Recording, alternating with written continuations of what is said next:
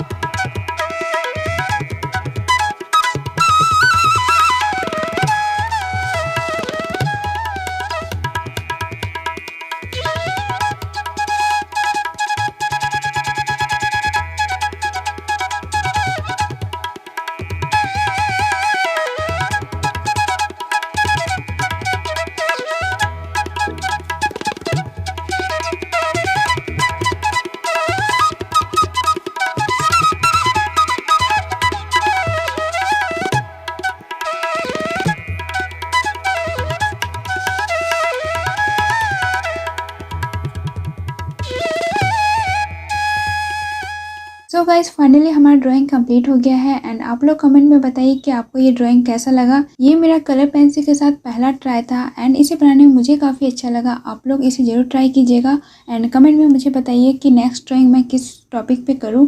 Thank you so much for watching. मिलते हैं next video में।